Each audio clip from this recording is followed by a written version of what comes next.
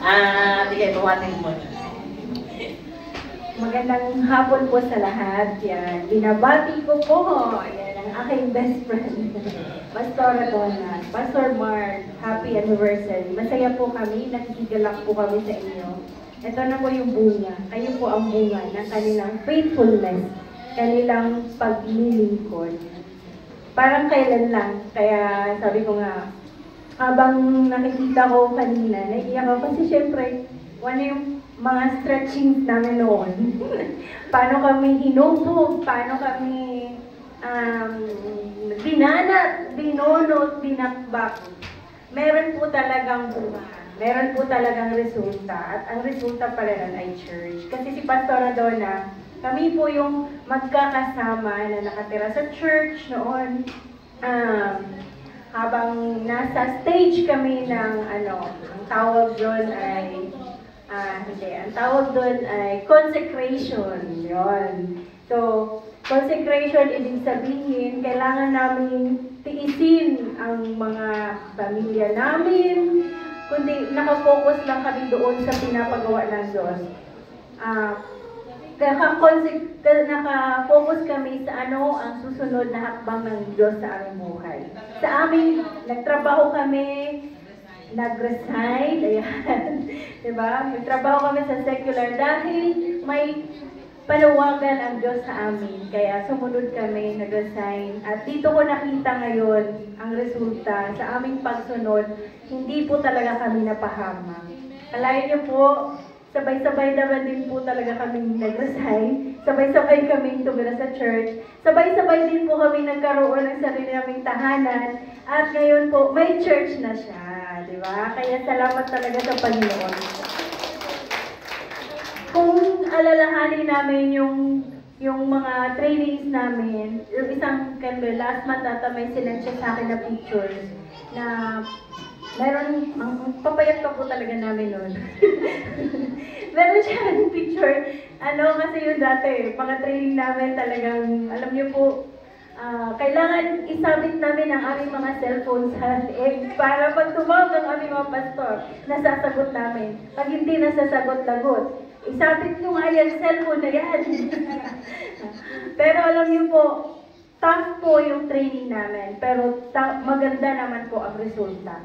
Tingnan niyo po, yung training na yon ang Nabuo Church. Diba?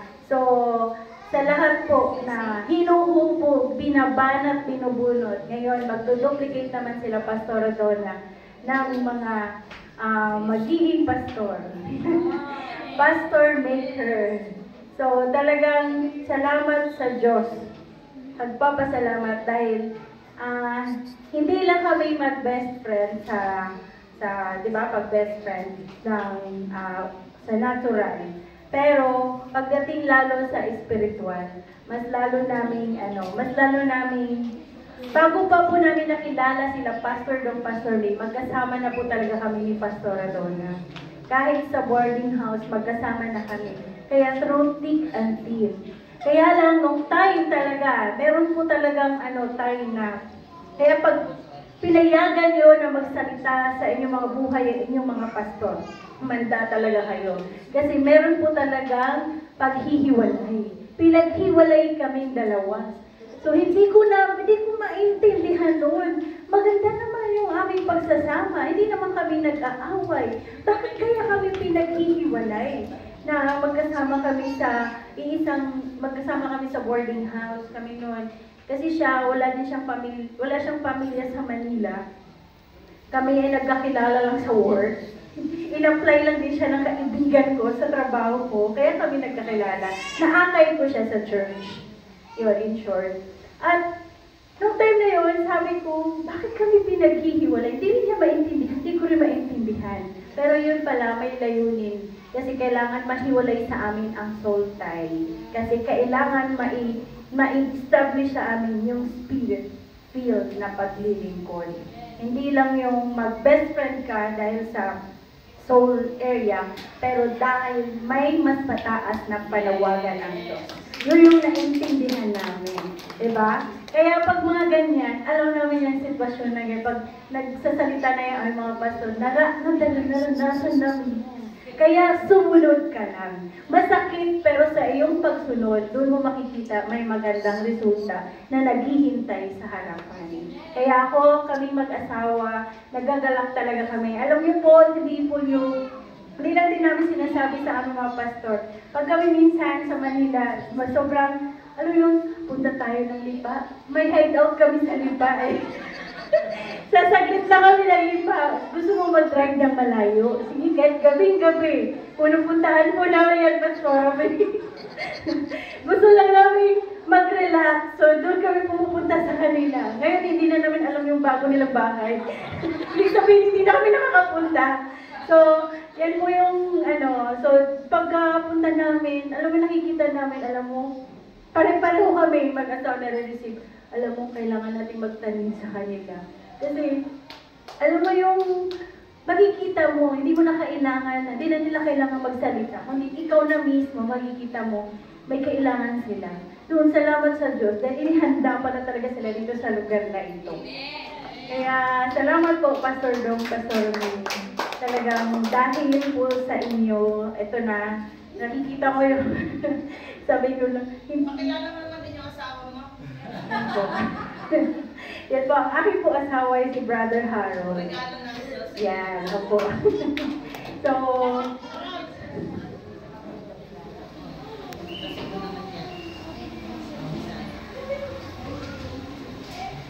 yan, nakasama ko po dito pag kami ay hindi naman po kami tumatakas.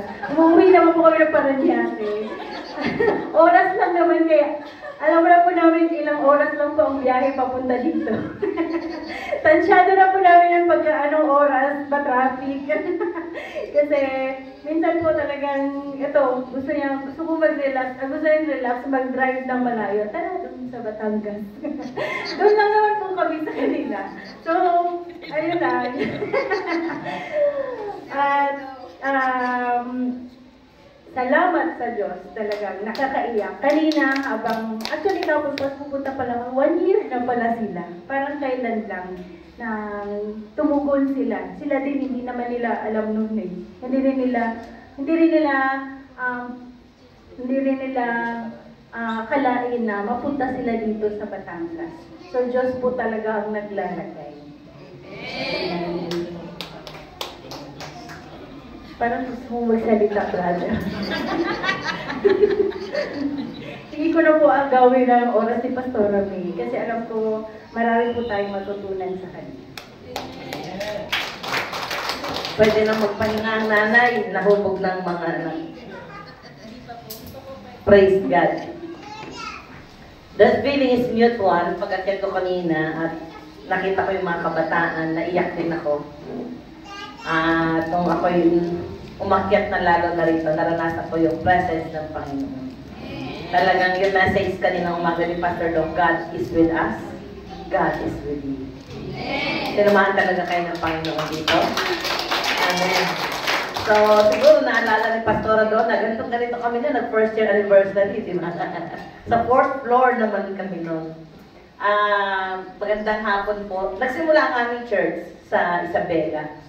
Pwede bang ipakita na? Ria, yung nipa. Para ninyo alam, paano kami nagsimula. Ang simbahan namin ay nagsimula nito na. Ito yung church without wall. Yung sinasabi ni Pastora Donna. Nagsimula kami una sa lumang bahay namin na naging bodega. Tapos, nung dumadami na kami, tumawid na kami dito, may nagbigay sa amin ng 2 yakap ng buho. Bayog ang tawag sa mga Ilocano. So, ganyan ang nangyari dyan. Nakikidingding kami sa kapitbahay. Yung katabi namin ay isang gumagawa ng mga furniture shop, napakaluwang niya, napakahaba. So, dyan kami nakikidingding. Sa ganyan kami nagsimula. Hanggang mga 3 years kami dyan, dito kami nagkaroon ng napakaraming alagang may mga kapansanan. Alam niyo po ba, ang tamang sabi ng Biblia, ang napagkakatiwalaan sa maliit ay pagkakatiwalaan sa malaki. At habang ko'y nakikinig, nanonood ng video nyo kanina, sabi ko, kayo yung, yung version na, ano tawag nito?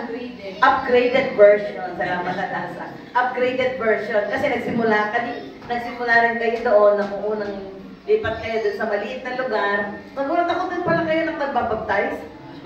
Sandali, kakanood pa tayo dito hanggang alas 6 ng umaga? Doon din pala kayo nagbabaptize. Nakakatuwa, no?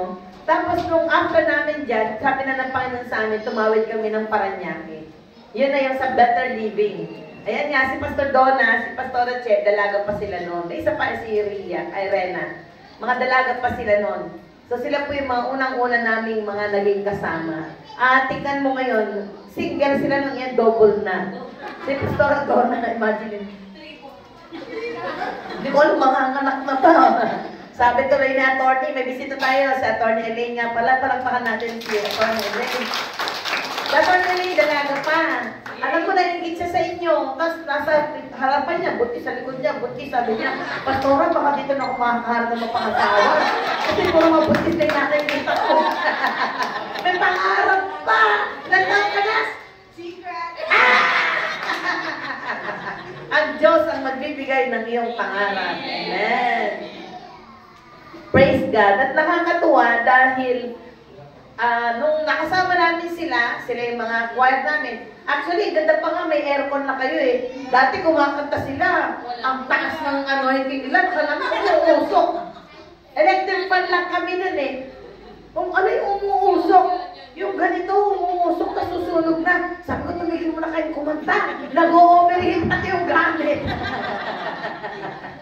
Ang kasama nilang kumakanta noon ay yung anak namin bunso. Na 3 years old lang noon si Lydia. Ayan, ang kasama nilang kumakanta, mga blind. Nakakatuwa, di ba? Ang sarap gunitain kung paano kang nagsimula. Kasi sa pamamagitan noon, makikita mo paano kang nag-progress. Tama po ba? At dahil dito, nakita namin paano kami nag-progress. Imagine mo sa ganito nagsimula, 20 plus na ang simbahan natin ngayon. Palakpakan natin ang Panginoon. At soon, magsisimula na ang Dahab, Laguna. Magsisimula na din sila. Imagine mo yung ginagawa ng Panginoon sa ating mga buhay. Amen po ba? My church, my home. Ang ganda naman ang pinili niyo yung tema, mga anak. Buksan niya natin ang Bible. Asa na? Pakita mo ngayon afternoon church. Ito na yung church natin ngayon. Ito na yung church natin ngayon. Ito po ay City Hall ng Paranaque. So, nasa corner lot po tayo. At sa biyaya ng Diyos, fully paid na po yung lote natin yan. Si Pastor Mark, dumating sa buhay ni Pastora Donna, ito na po ang ating simbahan. So, hindi na po niya nakita paano kami nagsimula. Kaya, ang palad ninyo, yung tema natin ngayon, My Church, My Home, to be planted in the house of the Lord, naiintindihan ni Pastora Donna yung process. Amen po ba? So, yan ang ating simbahan. At, yan. Kanina, habang ako'y nananalangin, alam mo ba mga anak, kung Pastor Donna at Pastor Mark, ito yung gusto kong sabihin sa inyo. Dahil nakita ninyo mag-asawa, paano kami nagsimula, alam niyo yung process. At naniniwala ko, yung Diyos na pinaglilingkuran natin, ang Diyos na sumama sa inyo. At nakita ko kanina, merong nasa ibang bansa, na taga Batangas, meron siyang lupa dito sa Lipa. Naghahanap siya ng simbahan na mapagbibigyan. Nagulat ako kanina yung sister na nagpapatotoo, narinig niya lang yung kanta. Napansin niya ba si Pastor Mark? Oh, Christ! Hindi ko alam, mas maganda pala ng konti boses ko siya. Hindi ko alam talaga tono niya. Sabi, bakit na tono si Pastor Mark?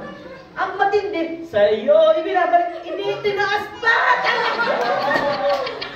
Ang taas na, itinaas pa! Grabe, tinodol na. Tama ba ako, Ronel? Itinaas niya, no? Ha? Ang lakas ng kaba ko! Sasabihin ko sana sa inyo kanina, tulungan ninyo! Anniversary pa naman!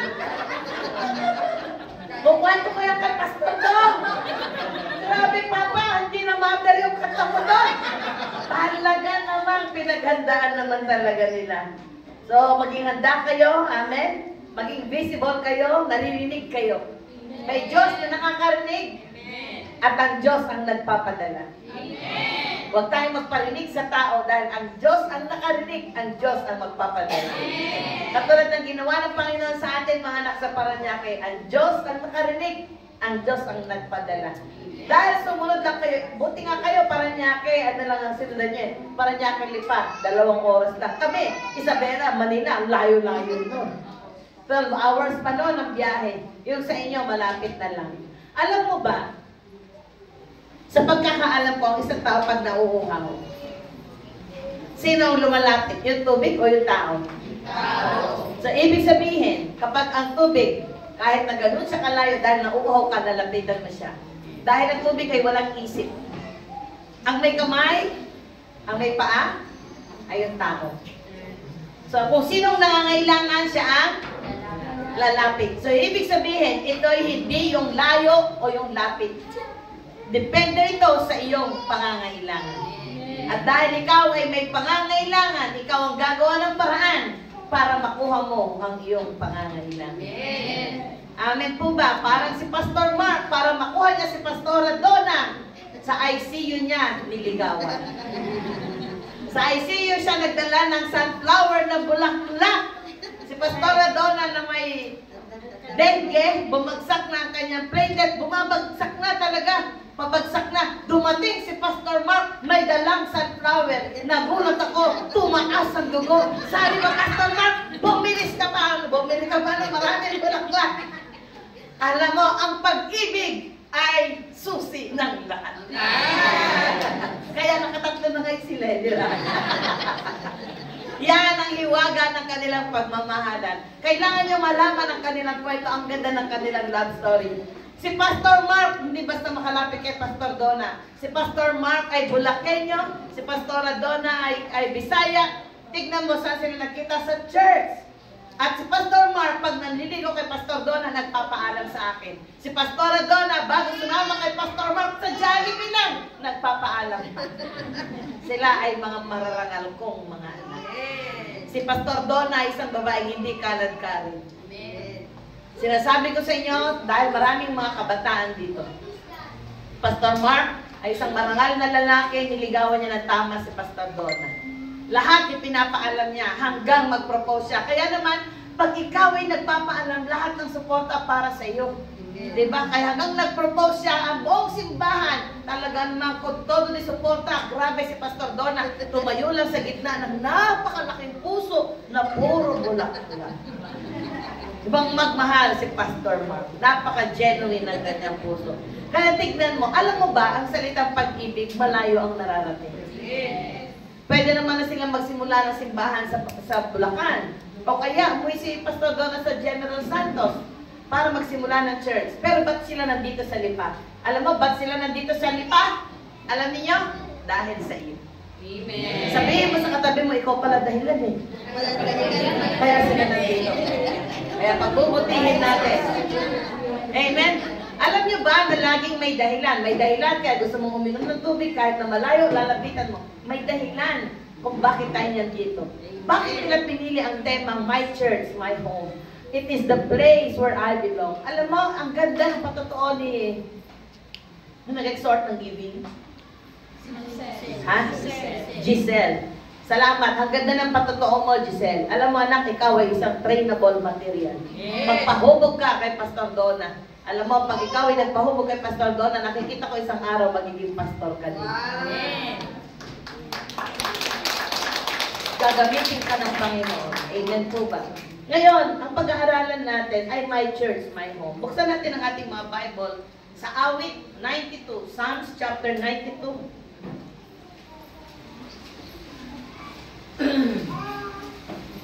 Psalms chapter 92, 12 to 15.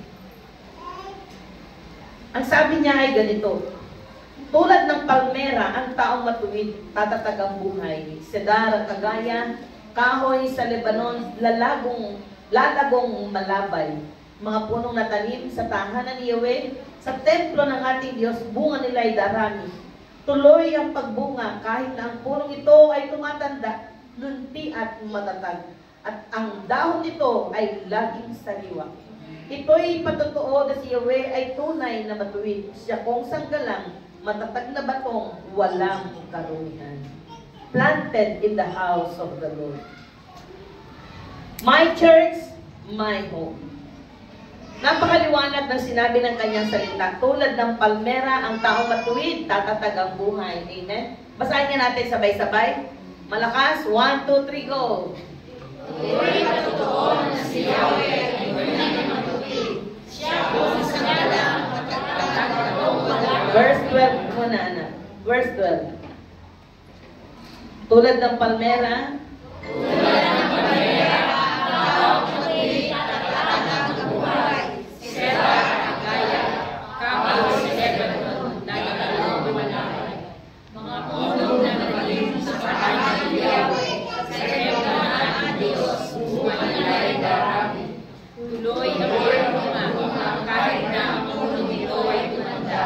Lundi ang matatag, at ang dahon nito ay laging sariwa. yan. Okay, ipakita mo nga yung puno at yung paso. Yung puno, yan. Planted. Alin ang planted? Alin ang nakatanim dito? Itong puno o yung nasa paso? Ha? Ang nakatanim sa lupa ay ang paso nakatanim din sa lupa.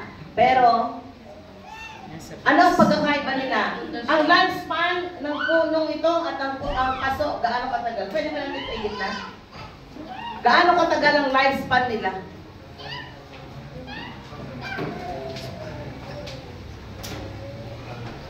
Ang lifespan ng puno. Salamat, okay. Thank you. Ang lifespan ng punong ito, maaaring ito ay may 100 years old plus na. Magtanda na ito, sabihin mo 50 years old plus and plus. Ito, hindi natin alam kung ilang araw, hindi natin alam kung ito ilang linggo, o ito yung nakatanim sa lupa, siguro may buwan ito. So, sa lifespan pa lang nila, ay malaki na ang pagkakaiba. Ito, pwede mong buhatin kahit saan, tama? Amen. Ang punong ito, hindi mo pwede buhatin kahit saan. Ito, bubuhatin mo, ito, bubuhatin ka niya. Yes. Amen. Tama po ba? Amen. Ito, pwede mong bunutin, ito, hindi mo mabubunot. Bakit? Dahil napakalalim ng kanyang pundasyon. Ang lalim ng kanyang ugat. Ang ugat nito ay hindi mo makikita. Ang ugat nito ay makikita mo. Ito, dahil may lifespan siya, madali mo makita. Pag ito'y inangat mo at inalis mo, makikita mo kaagad ang ugat. Tama, ito, hindi mo makikita. So, dito pa lang, makita na natin ang kahalagahan. Maraming mga Kristiyano, tandaan niyo po ito, lalo kayo na mga first-timers dito, kailangan niyo makita ang kahalagahan to be planted in the house of the Lord. Ang mahitanim sa bahay ng Panginoon. Alam mo, pag ikaw ay naitanim sa bahay ng Panginoon, sabi niya, tulad ng palmera, ang taong matuwid, tatatag ang buhay. Sedar ng kagaya, kahoy sa Lebanon, lalagong, malabay, mga punong natanim sa tahanan ni Yahweh, sa templo ng ating Diyos, bunga nila ay darami. Bakit dadami ang bunga nito? Dahil ang lalim ng kanyang ugat. Ito, hindi ka sigurado. At ito hindi magbubunga. Self-explanatory, tama? Mga bata, naintindihan ninyo? Pag ikaw, alam mo, iisa lang ang bahay mong inuuwian, kahit saan ka pumunta, hindi ka marurong address. Kung nasa tamang pag-iisip ka, pero pag ang nawawala sa pag-iisip, akala nila yung bahay nila, inuwian, bahay nila, hindi pala bahay pala ng kapitbahay nila. Kaya ang tawag doon ay nangapit bahay na wrong address. Ang taong nawawala sa sariling pag-iisip, namamali ng nauuwian. Ang taong nasa tamang pag-iisip, iisa lang ang bahay na inuuwian. Tama po ba? Pangalawa, gusto kong sabihin sa inyo na ang kahalagahan ng ikaw ay nananatili sa iisang bahay at hindi sa iba-ibang bahay.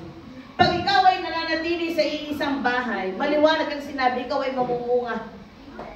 Ikaw ay mamumunga ng sagana, dardarami. Tuloy ang pagbunga kahit ang punong ito ay tumanda, kahit daw ito ay tumanda, tuloy ang pagbunga. Parang yung punong mangga doon sa atin sa church. Wala pa kami, andun na yung punong mangga na yun. Ang sabi sa amin ng mga kapitbahay namin, more than 50 years na raw yung punong mangga na yun. At nung una may bumibili, papakyawin, 1,000 plus. Kanina may pumapakyaw na 5,000. Sabi ko, kahit bayaran pa ng 10,000 di ko bibigay. Bakit ina-enjoy natin lahat na kinakain yung bunga? Tama po ba? Bakit may ibebenta yung ina-enjoy mo yung bunga? So, ibig sabihin, yung bunga nagiging attractive. Bakit? Masarap, matamis, nag-aagaw yung asim at ang tamis. Hanggang pagtanda, ang dahon nito ay laging sariwa. Ang dahon nito ay malalanta. Pag walang tamang pag-aalaga ito, malalanta. Ito, hindi mo na kailangang alagaan. Bakit? Malalim ang tanim. Malalim ang ugat. So, sa simbahan, pag ikaw ay parang tipaklong, pantalon-talon, ayaw ko sa pastor na yon, ayaw ko doon, pakialamere, pastor na yun, ayaw ko doon, mahigpit doon, hindi ka lalago. Hindi ka matututo. Samantala kapag nananatili ka sa iisang bahay, you grow together, sabi nga kanina ni Pastor Mark, we grow together, we build one another. Dito tayo ay lalago. Matututo tayo dito. Amen po ba? Lalago, kakain, mag-aaral, magsasama-sama, mag-iiyakan. Normal sa isang pamilya ang may argumento. Normal sa isang pamilya na minsan merong kiskisan. Normal yan. Ang hindi normal, pag ikaw ay humiwalay sa pamilya mo, ibig sabihin, may nakontaminate sa isip mo, may naputol sa pagkatao mo, at siya ang huwag mong papayagan. Pag ikaw ay planted, ikaw ay lalago. Pag ikaw ay patalon-talon, I doubt, kapatid. Ako na ang nagsasabi sa inyo. Kaya kung ako sa inyo, desisyonan nyo sa puso, sa isip ninyo, this is the place where I belong. Amen. This is where you belong. Amen po ba? Si Pastor Donna, alam mo ba, grabe ang sermon sa akin yan. Ang pinakahuli kong sermon sa kanya ay doon sa hot spring. Sabi ko, ngayon ko biglang naalala, anak, alam mo ba, yung pagtawid dyan, kailangan meron kang effort, lalangoy ka. Kasi noong mga panahon na yun, nahihirapan siya huminto sa kanyang trabaho. Si Pastora Che, ang lago-lago na, siya na pag-iwanan na. Tinulungan ko siya, kasi alam ko may calling siya. Sabi ko sa kanya, ganito ang gawin mo. Alika, bigyan kita ng halimbawa. Naalala mo yun? Pag ikaw ay pumunta doon sa tawid na yun, sa may hagdanan na yun, anong gagawin mo? Maglalangoy ka. So, sino maglalangoy? Ikaw o yung tubig ang maglalangoy para sa'yo? Sa bigat mo na, hindi ka haluhatin ng tubig. Lulubog ka, promise. Gusto niyo malaman kung sino yung mga kaibigan ninyo? Ha? Totoo kaibigan niyo, ihagis niyo sa tubig. Pag lumutang, plastic yung kaibigan niyo. Ay, sa, brother. Ay, sa, Tony. Good. Gusto niyo malaman, plastic yan. Ihagis niyo sa tubig.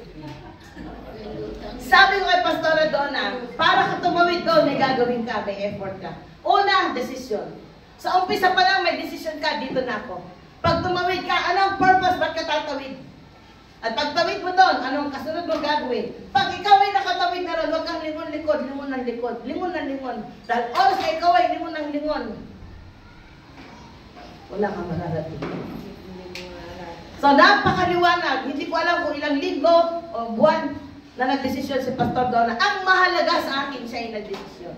At nung siya ay nagdesisyon, dire-diretso na. Saan ka nakakita, nagtatrabaho sila? Ang dami nilang utang credit card. Nung naglingkod sila, hindi sila nagbabayad ng tirahan.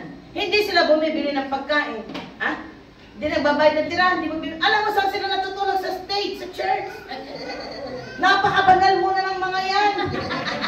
Pagkatapos ng gamit ng service, lilinisin nila yan. Mamaya gusto nila magpahinga, lalatagan nila, doon sila, holy ground. Yun ang training namin sa kanila. Talagang matindi ang paghuhubog sa kanila. Kaya naintindihin nila ang magpahalaga. Alam nila ang ugali namin mag-asawa, mupan, pwedeng ibagsak. Pag ibinagsak mo yan, 10 kapalit. Kaya hanggang ngayon, ang simbahan natin, next year, 15 years na, yung mga upuan nun hanggang ngayon, buo pa rin. Ang iba nga, nakarating na dito eh. Inuupuan na ninyo. Alam mo bakit? Masinop, maingat kami. Yan ang itinuro namin sa kanila. So, napakahalaga sa ating buhay, maintindihan natin, ano ba tayo? Anong gusto natin? Una, desisyon. Anong gusto mo? Puno ka o paso? Tingnan mo yung katabi mo.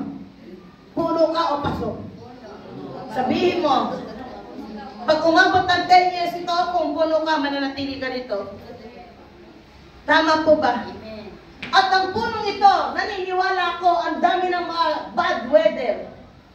Ang dami ng mga bagyo, hampas ng hangin na dumaan dito. Itong paso na to, laging itinatago sa hangin kasi tutumba. Itong paso ito, laging inilalagay lang sa magandang pedestal. Alam mo ba, ang gamit lang ng paso, pansamantala lang? Pampaganda, sandali. Pang-display, sandali. Pag ikaw ay isang Kristiyano na pangkanta ka lang sandali, pang-display ka lang sandali, mananampalataya ka sandali, nako, hindi ka magiging matibay katulad nito. At ito, hindi na mapapakinabangan. Tama po ba? Ito, habang tumatanda, napapakinabangan mo na ang bunga, pati ang puno niya, napapakinabangan mo pa. Pati ang ugat niya ngayon, napapakinabangan na eh. Yung puno, nagiging upuan, nagiging aparador. Yung ugat, ginagamit na ng pang-display. Ang mahal ng ugat, pag bumili ka, ginagawa na nila pang-display sa mga malalaking mga building. Tama po? Amen. Are you listening? Amen. My church, my home. Desisyonan mo sa puso mo. Huwag kang patalon-talon. At huwag kang paiba-iba. Huwag kayong paiba-iba. Narorong address ang paiba-iba. Huwag tayong paiba-iba. Desisyonan natin sa puso natin na ito, dito tayo inilagay na Panginoon. Planted in the house of the Lord. Plant. Ang ibig sabihin ng plant is to put or set in the ground for growth, to establish.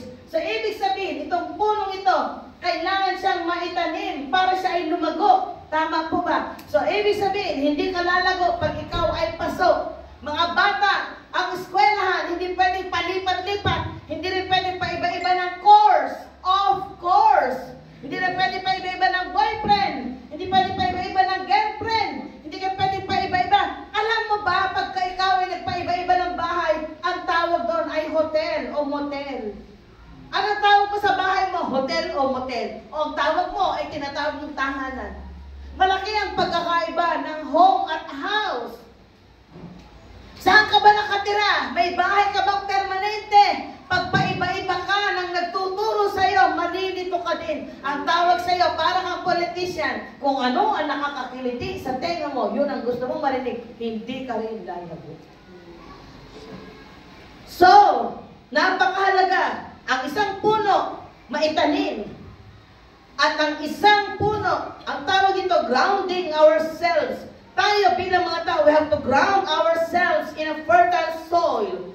It will help us to flourish.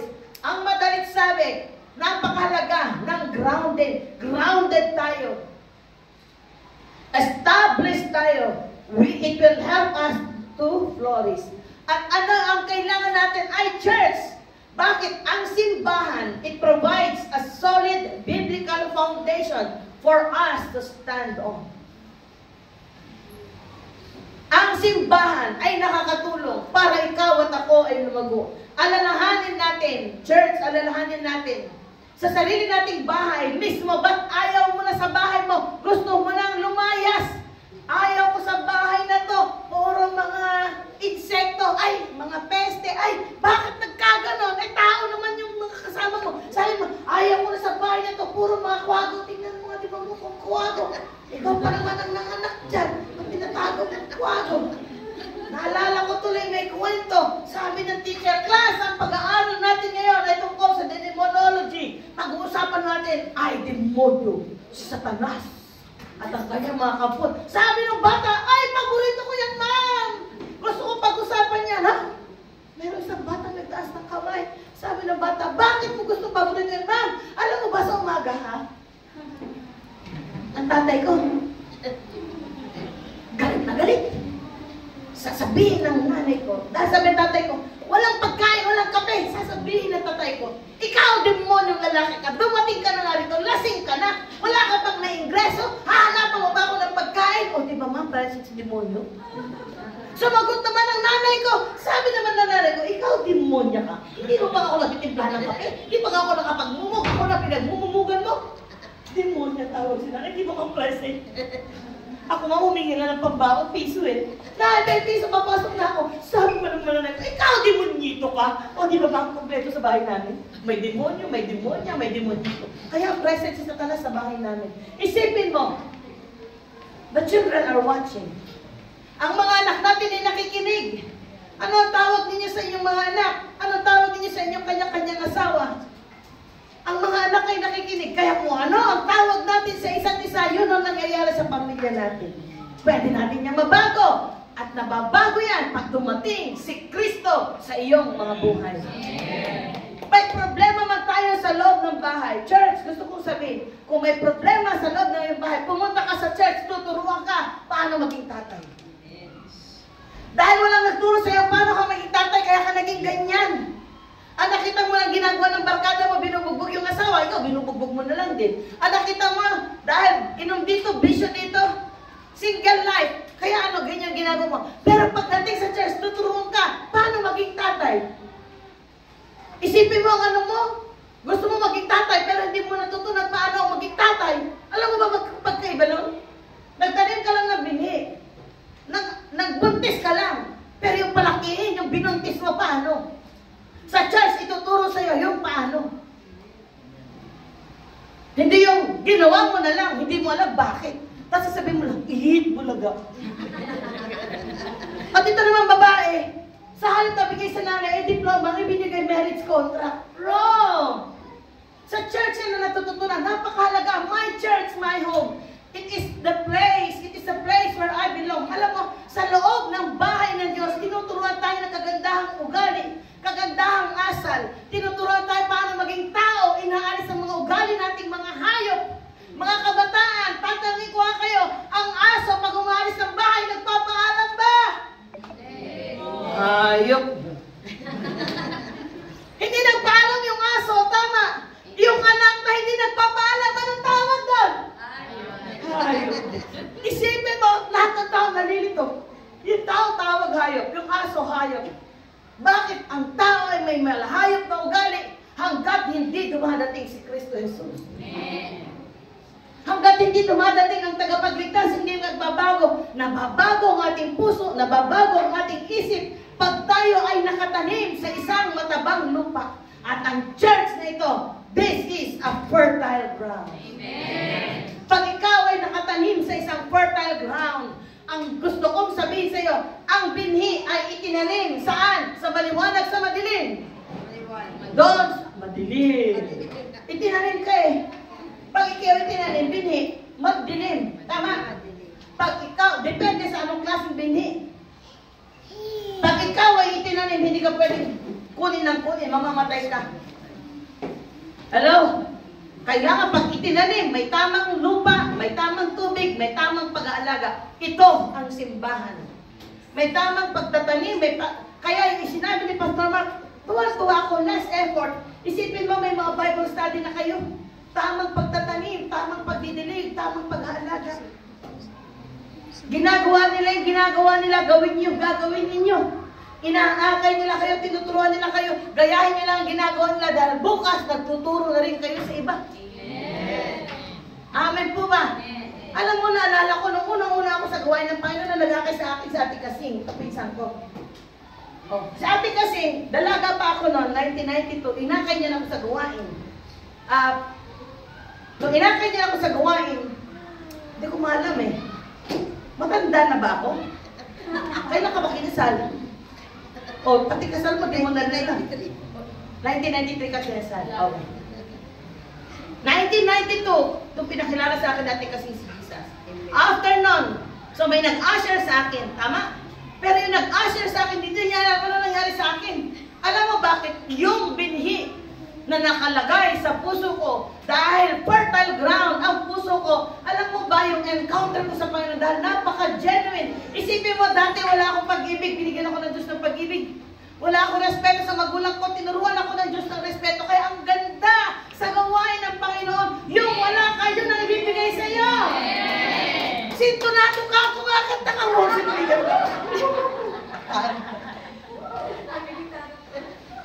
Alam mo, one man band. Sumantala sa Paranaque, hindi namin pinapahawak. Asa multimedia lang. Kaya ang sarap talaga pag kinilalabas ka ng pangit sa bahay. Isipin mo, naging one man army. Walang bahan natin ang Diyos sa bahay. Doon sa Paranaque, ang taas ng criteria doon. Ako nga pagkakanta na, sasabihin, ma, pwede ba practicein mo muna bago ako manta? Bakit kasi puro nga bago kinakanta nyo? Kantahin nyo kaya mga luma. Ang mga ibon na alumin. Yan ang mga alam kong kanta. Ipalakpak ang iyong kamay, itaas at iwagayway, sama-samang sisigaw. Sama-sama. Yan ang mga gusto-gusto namin kanta ng aking apo. Amen po ba? Sino nakakaalam sa paglilingkod ko? Ito nga abutin ko. Amen. Nakita niyo yung picture ng pangusawa ko, si Pastor Dong, may kapansanan. Pilay na, may kuba pa. Yung wala ako, sabi ko, Lord, bakit kaya? Naglingkod naman ako. Nag-resign ako sa trabaho ko, naglingkod ako. May boyfriend ako, accountant. Sabi ng Panginoon sa akin, kailangan ako ni Pastor Dong. Sabi ko, Lord, kung ayaw may boyfriend ko, hindi mo na ako iba. Nakikibarkin ako kay Lord kasi bakit hindi naman ako bulag. Yung pilay na ko ba, patas ako dito sa squatters area. Samantala yung boyfriend ko, may bahay na sa isang subdivision, may sasakyan pa. Si Pastor Dong, anong sasakyan niyang saklan? Ang layo, di ba? Ang layo, di ba? Pero tignan mo, pag sa Diyos ka, umasa, sa Diyos ka nagpaturo, ang banal na Espiritu Santo gumagabay sa'yo, yung wala sa'yo, isusupply niya. Amen. Sabi nila sa akin, nabaliw na daw ako. Sabi ko naman, sabihin niyo na lahat ang sabihin niyo. Yung mga nagsasabi, nabaliw na ako. Ngayon, wala na silang sinasabi sa akin, kundi, sa ibang bansa ka na naman? Nasaan ka na naman? Nasaan ka na naman? Nasa ibang bansa ka na naman? Kung ang napag-asawa ko yung boyfriend ko, taong bahay lang ako. Ang napag-asawa ko, sabi nila hindi makalakad, pero naililipad ako.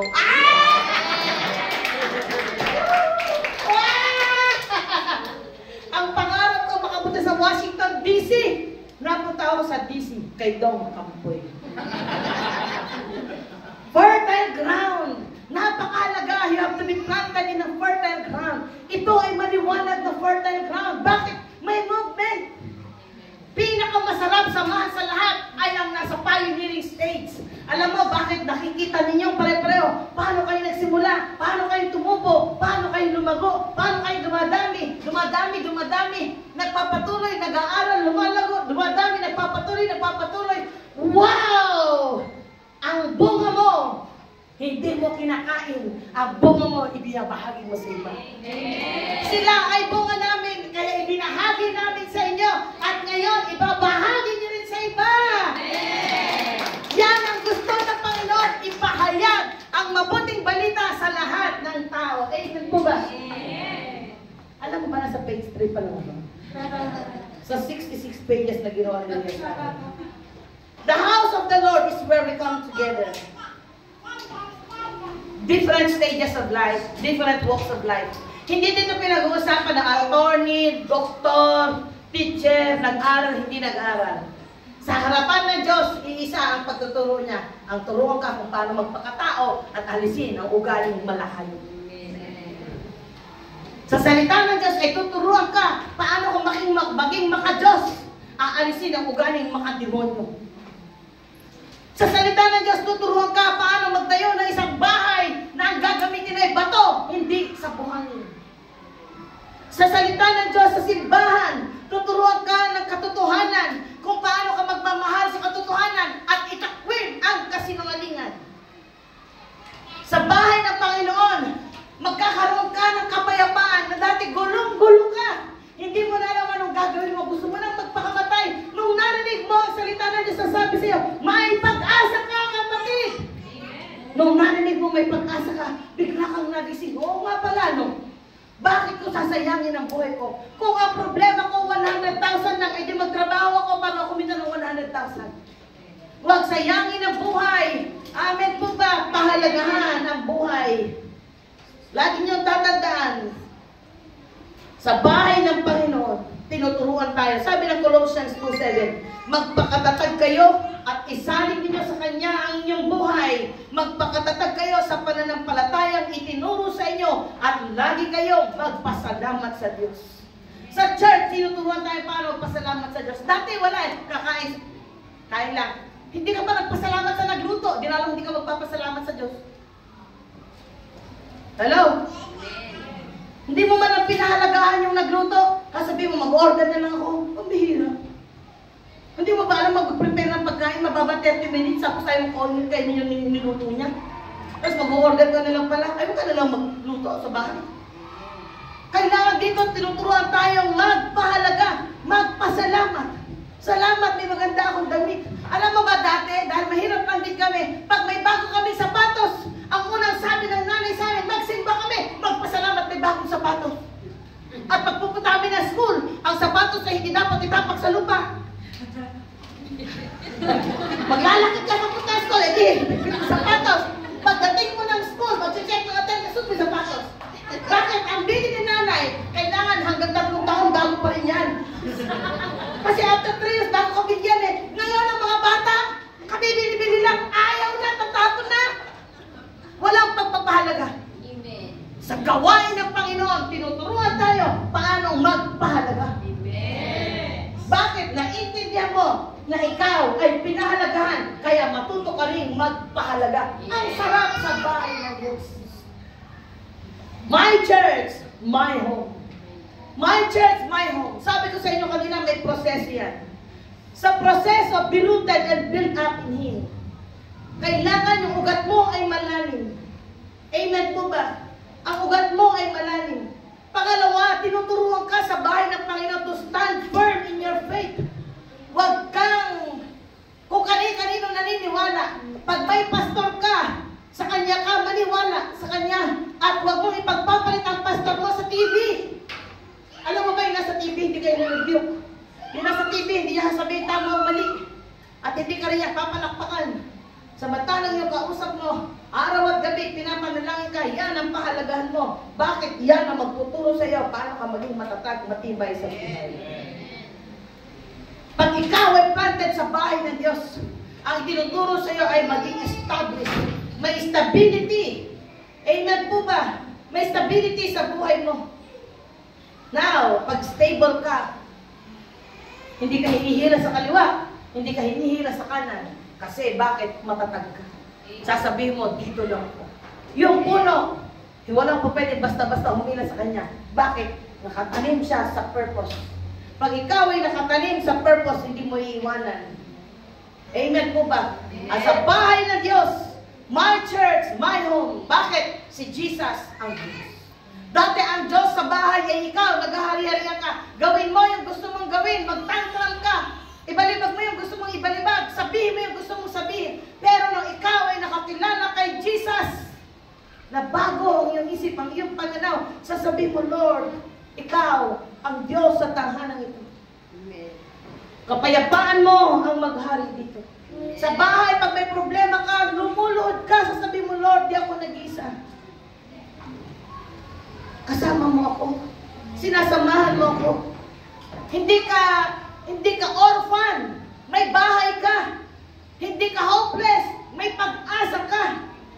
Bakit? Dahil kay Jesus, inaasahan mo na siya lang ang makagagawa ng higit sa lahat ng iyong inaasahan. Amen. Amen po ba? At sa bahay ng Panginoon, tinuturuan tayo ng paggalang. Sa ating mga magulang, sabi ng Exodus 20:12, igalang mo ang iyong ama at ina, sa gayon mabubuhay ka ng matagal sa lupaing ibinibigay sa inyo ni Yahweh na inyong Diyos.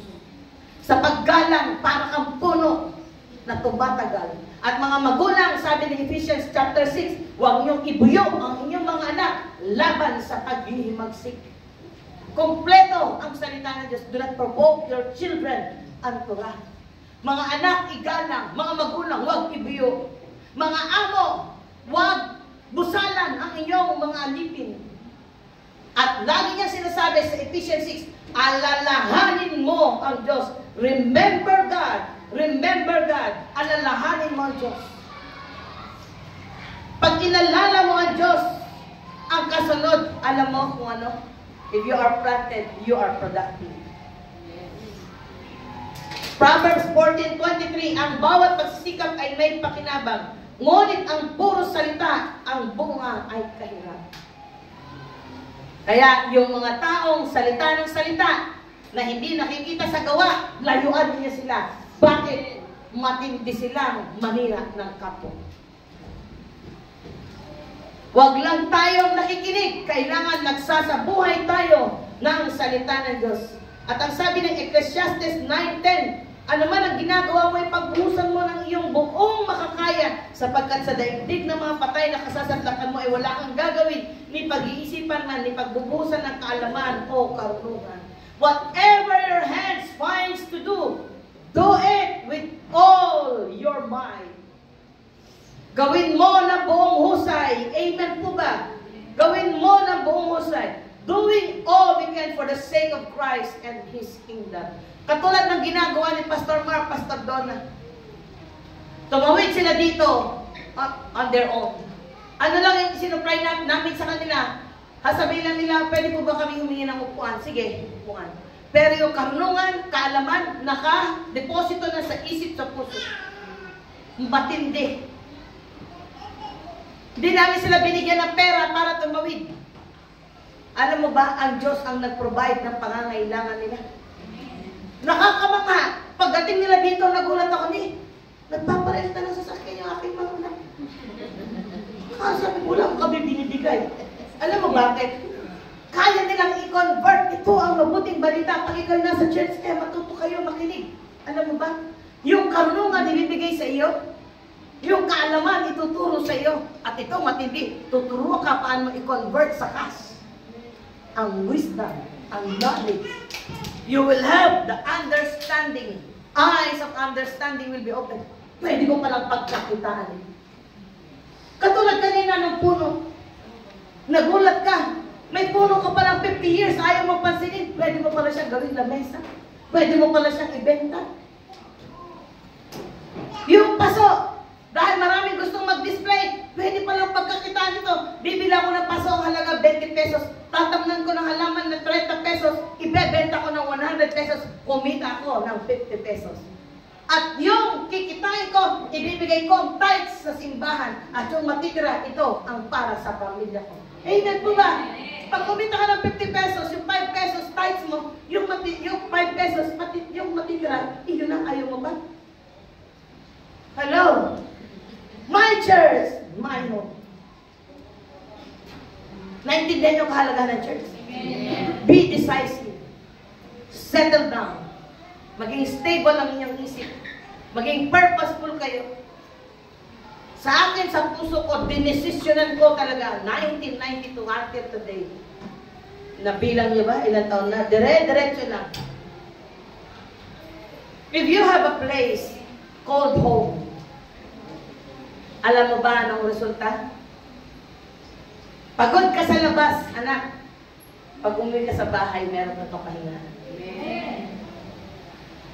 Mga nanay, make sure pag ang mga anak natin, kahit nag-aano silang pumunta lumabas, ang mga kanya-kanya nating asawa, kahit saan sila pumunta, pagdating nila, isipin natin, ang kailangan nila ay kapahingahan, hindi kabungangaan. Dahil pag mabunganga tayo araw-araw, walang lalaking gusto tumira sa bahay. Sabi ng Biblia, place is a place of rest. Home is a place of rest, I should say. Home is a place of revival. Pag napagod ka, nanghihinga ka, bahay. Ang bahay mo, uuwi at uuwi ka. Meron na ba kayo narinig na kwento? 20 years, 30 years nang hiwalay yung lalaki biglang umuwi. Kasi naalala niya ang tamang address. Colossians 3:23, ano man ang inyong ginagawa, gawin ninyo ng buong puso na parang sa Panginoon kayo naglilingkod at hindi sa mga tao. Lagi nating tatandaan, pansamantala lang tayo dito. Foreigner. Dito, ito ang ating bayan, ito ang ating bansa. Ito tayo pinanganak. Pero may time frame po tayo dito sa ating bansa. Sa mundo, I should say. Hindi talaga ito ang totoo nating bahay. Alam niyo ba yun? Alam niyo ba ng tao, pag namatay, yung katawan niya pupunta sa lupa? At yung kaluluwang nakatira dito, yung pupunta sa Panginoon. Yun ang nagsusulit sa Diyos. Alam niyo po ba yun? Ibig sabihin, itong inaalagaan natin, pinamake-upan, pinapaliguan, sinasaputusan lagi ng bago, katawan natin, pinakakain natin araw at gabi, sobrang pag-aalaga natin, ayaw natin madumihan, etc. etc. Alam mo ba, may lifespan yan. Sabi ng Biblia, pag umabot ka ng 80, bonus na yun. So, kung alam mo pa lang, ang katawan mo, mag-expire, katulad ng isang araw, nandun ako sa ospital, dahil nagpa-complete general check-up ako, yung aking usual na every 3 months na check-up. Eh, nasa 25 ang pasyente, 20 ako.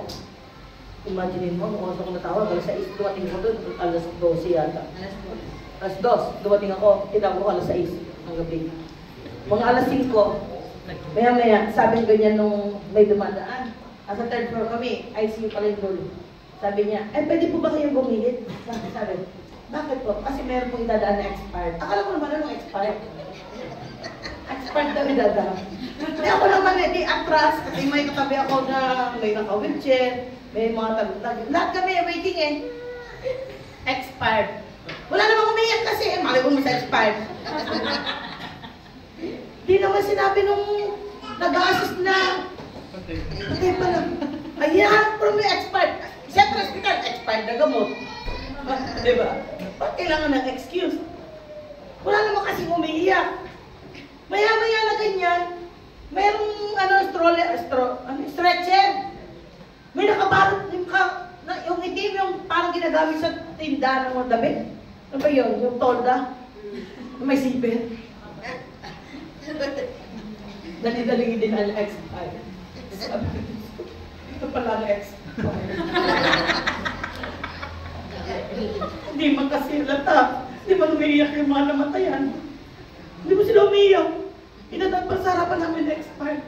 Sabi ko, Lord, bago ko dumating sa expiration, talagang susunod ako sinasabi ng doktor. Alam mo ba, ang katawan natin, pag umabot ng 40, 50, lalo mga babae, please, remember this, ang katawan ng babae, kasi tayo ay nagme-menopause. Pag nasa menopausal period tayo, ang daming mga sakit na dumadalhin. Unpredictable yan. Lalo yung mga nanganak. Kaya kayo mga lalaki, lalo nyo mahalin ang kanya-kanya nyong asawa.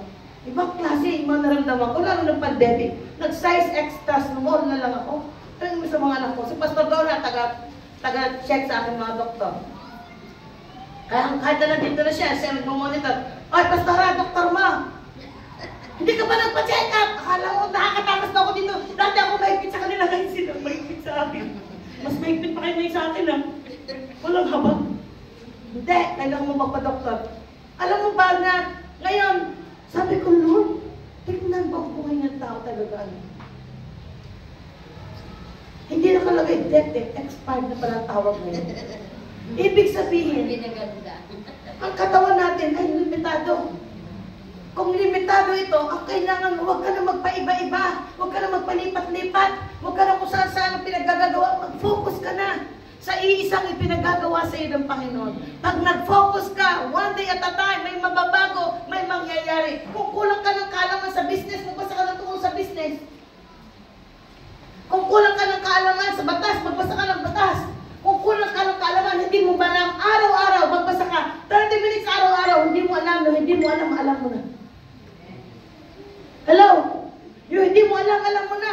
Matuto kayong magbasa. Dahil ang nagbabasa ay nag-iimbak ng karunungan. Tignan mo mga abogado. Hindi sila tumitigil ng pag-aaral ka. Gagaling ng mga abogado. Kaya gusto ko dalitin dito eh. Ayaw ko nga pala yun sa akin eh. Bakit? Marami siyang alam. Di na ako magbabayad. At paano ba yung ganitong mga term? Oh. Eh samantala magbabayad ka pa. Ang mahal kaya. Ngayon nagdo-doctorate ako. Mahal magbayad ng doctorate ha. Sabi ko pang bihira. Hello? Pag kayo'y walang ginagawa, mga kabataan, I challenge you. Sa halip na naglalaro kayo sa inyong mga cellphone, magbasa kayo. Nang ano? Salita ng Diyos.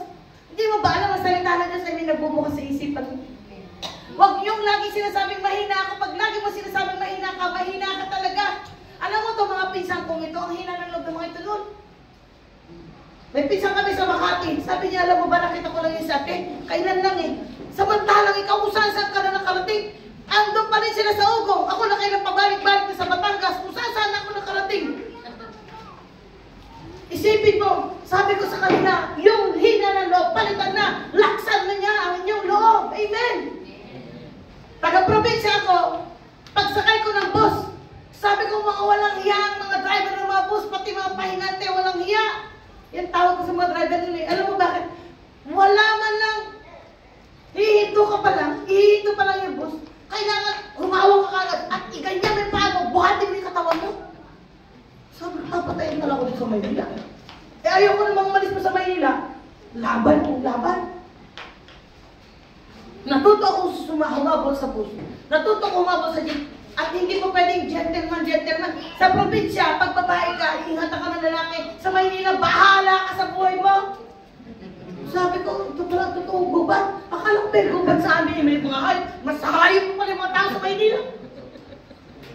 Hello?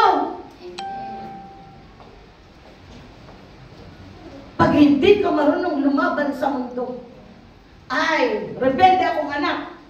Nung tinuruan ako ng Diyos, yung pagrebelde ko napalitan ng tama, naging obedient ako. At ang regalo, ang tagumpay, ang regalo sa akin ng Panginoon, nang ako'y naglingkod sa Kanya, ang buong pamilya ko na born again. Pati mga pamangkin, mga anak, apo, ngayon naglilingkod sa Panginoon. Amen po ba? Yan ang aking gantimpala sa higit 30 years ng paglilingkod sa Diyos. Ang sarap maglingkod. Alam niyo po, 53 years old na ako ngayon. And I never stop serving. Ito yung patotoo ko kahit sa aking mga anak. Hindi ba ako napapagod? Hindi ba ako nagkakamali? Hindi ba ako nadadapa? Pero may sinasabi na pag ikaw nadadapa, bumangon. Pag ikaw nagkamali, hindi magsisi ka. Prepare yourself. Pag napapagod ang katawan mo, kaya may tinatawag nga, pag ikaw'y pamamatay na may tinatawag ng mga doktor na revival, i-revive. Sa church, pag nangihina ka, pumasok ka dito, i-revive ang pananampalataya mo para magbalik ka sa Panginoon. Amen po ba? Palakpakan natin ang Panginoon. Ang sarap sa church, my home. It is a place where I belong. The moment you find the place of belongingness, you are welcome in this place. You are welcome. Welcome tayo dito. Hindi namimili ng edad. Hindi namimili ng itsura. Hindi tumitingin ng mayaman o mahirap. Amen po ba? Sa bahay ng Panginoon, masagana. Ang Diyos pag nagbigay masagana. Pag ikaw ay masakit, pagagalingin ka niya. Ang asawa ko, dating pulubi, ngayon pinagpala ng Diyos. Dati ang asawa ko takot sumakay sa mga sasakyan, takot mag-jeep, mag-tricycle, mag-bus, etc. Ngayon kung saan sa bansa na kami nagpupunta mag-asawa, lahat ng kinatatakutan namin nang ibinigay namin sa Panginoon, isinuko namin sa Diyos, alam mo ba, napagtagumpayan namin. Kaya araw at gabi, naglilingkod kami sa Diyos. Alam mo bakit? Ang paglilingkod sa Panginoon, mga anak, may resulta. Hindi mo man siya makikita ngayon, pero bukas makikita mo siya. May pag-asa ka. Mga nanay, huwag niyo sabihin matanda na kayo. Kaya niyo yung mga anak niyo, dalhin niyo dito. Pagka nanay, hindi niyo na kaya mag-training, ang mga anak niyo, apo niyo, ang dalhin niyo, i-train sila, hubugin sila. Pagka may pera kayo, hindi niyo kaya makapunta, magbayad kayo ng mga kabataan, pumunta kayo doon sa church. Pastor, sunduin niyo nga ito. Mag-jeep sila dito, ipadala niyo sila nito. Yung pera niyo, gamitin niyo para maglingkod. Meron ako isang kakilalang Chinese, mayroong anak na nag-iisa, napakayaman niya. Yung anak niya, napaka-daming bisyo, adik pa. Sabi niya, pag itong perang ito, ibinigay ko sa anak ko, lulusayin niya. Alam mo, ginawa niya, dahil yung nanay ay strong na Christian, ibinigay niya ang pera niya sa church. Alam mo bakit? Sabi niya, pag ang perang ito ay ginamit sa church, at maraming mga mabago ang buhay, naniniwala ko, isang araw, isa sa mga ito ay aabot sa anak ko. Kaysa wasakin ng anak ko ang pera, kaysa wasakin ng anak ko ang buhay niya, dahil sa pera ipamamana ko, ibigay ko ito sa bahay ng Panginoon. Ang bahay niya dating napakalaki, nag-downsize siya, tumira siya sa condominium. At naghintay siya, nanalangin siya. At isang araw nangyari nga, ang kanyang anak, hinanap ang Diyos. Gusto kong makilala ang Diyos ng nanay ko. Lahat ng nasa bisyo, may hangganan. May kapaguran. Lahat ng gumagawa ng kasalanan napapagod. Gusto ko sabihin sa inyo lahat. Pero pag ikaw ay nasa bahay ng Diyos, pagod ka galing sa labas, pagpasok mo rito, lalakas ka. Pagod ka galing sa labas, pagpasok mo rito, nakakapagpahinga ka. Sa labas, pag nandun ka, gastos ka ng gastos. Dito, marami ka nang natitipid, nakakapagbuo ka pa ng buhay. Napakasarap sa bahay ng Panginoon. Amen po ba? Amen. Tayong natin tumayo.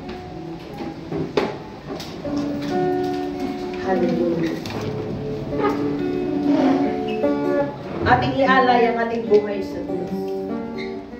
Upang tayo'y maitanim ng malalim. Upang tayo'y maitanim ng malalim sa bahay niya.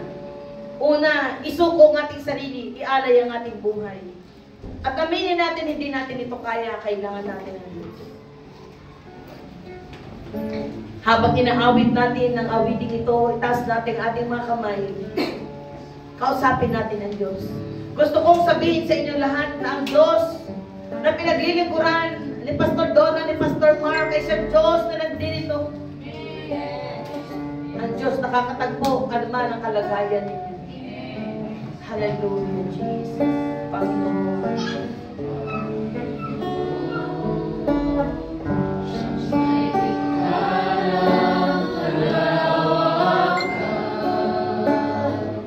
Hallelujah, Jesus.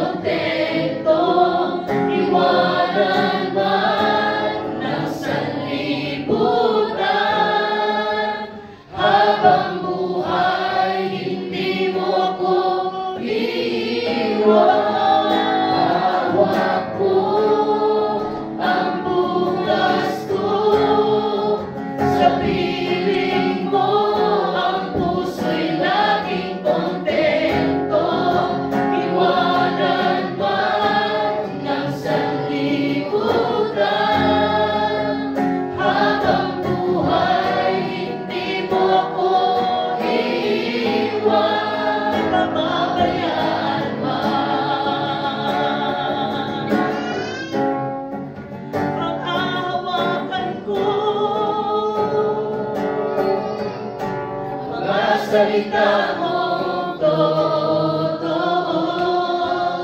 Lalapit ako. Lalapit ako. Sa mahabagin mong trono. Sa mahabagin mong trono. Isisigaw ko. Kadakilaan mo. Dahil sa'yo. Lumaya ako. Hawak mo.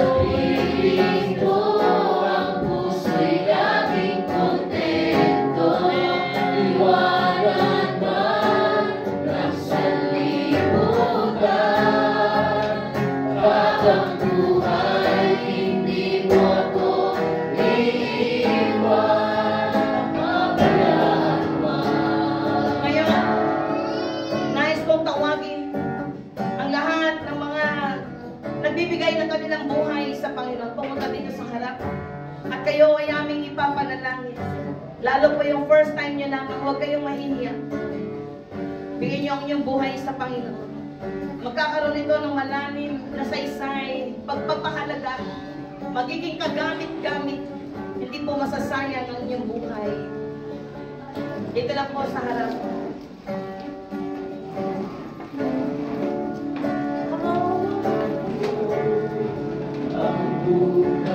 Ushers, please. May oil kayo na.